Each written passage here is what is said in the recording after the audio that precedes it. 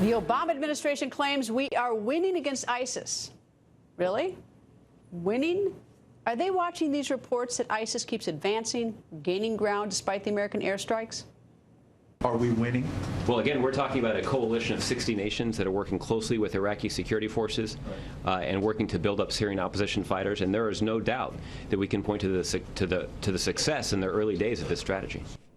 And Senator Lindsey Graham tweeting, if ISIL takes Kobani, they will be able to recruit more jihadists from Europe and other places. And that could bring terrorism to Europe and here to the U.S. homeland. So is that really winning? Senator Lindsey Graham joins us. Good evening, sir. Thank you. I don't want to reduce this to a Packer-Bears game and like who's winning and who's not.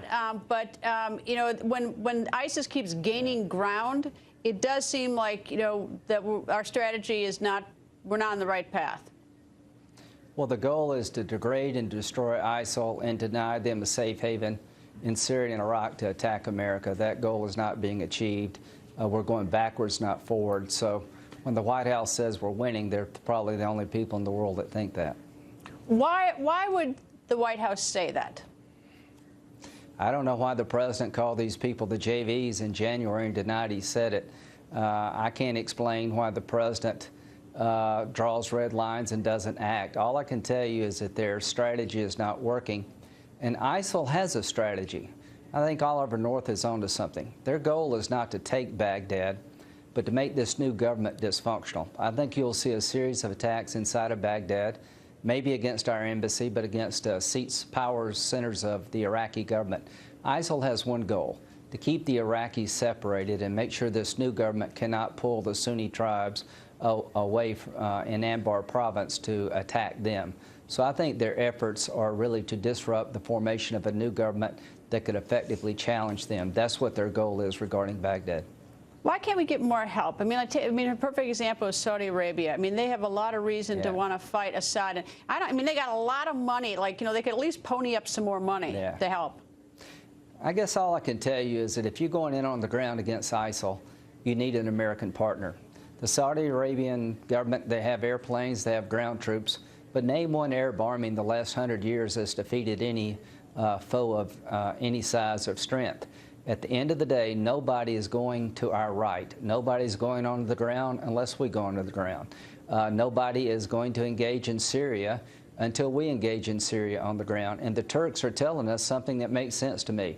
Why should we attack ISIL, train people in Turkey and Saudi Arabia, Syrian free rebels, to send them into Syria without neutralizing Assad's air force? All of these countries have one thing in common. They hate Assad and they also hate ISIL. And this strategy of the administration of not providing a buffer zone or no-fly zone inhibits people from going in on the ground. And the people you're training to go into Syria on the ground are going to get slaughtered unless you deal with Assad's air force. All right, let me switch gears for 1 second. I know a lot of attention on midterm elections, but I read one remark that you were not ruling out a 2016 run for the White House, and then I read online that your friend Senator John McCain said to the newspaper in Arizona that he would support you. So where are we on this? Well, I'm about to get reelected, I hope, in 3 weeks. I'm all in for getting reelected to the United States Senate from South Carolina. I know what it takes to run for president, the sacrifice you make, the money you have to raise, the network. I'm nowhere near there. I'm very much focused on winning my Senate race. And to the administration statement today, this is going to be a long, drawn-out war. All I can say is if 2 years from now we haven't defeated and destroyed ISIL in Syria and Iraq, that endangers our nation and puts the whole region into chaos. I think what President Obama is doing is trying to do the least amount possible to get this issue behind him and leave office without having destroyed ISIL, to keep a campaign promise not to go back into Iraq. And that, to me, is dangerous and quite frankly, pathetic leadership.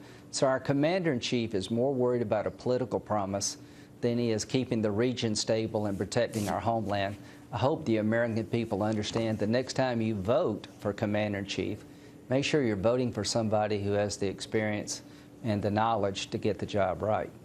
Senator, thank you. I noticed you didn't answer that question, but you're lucky we're right up against the clock, so I've got to end there. Thank you, Senator. Thank you.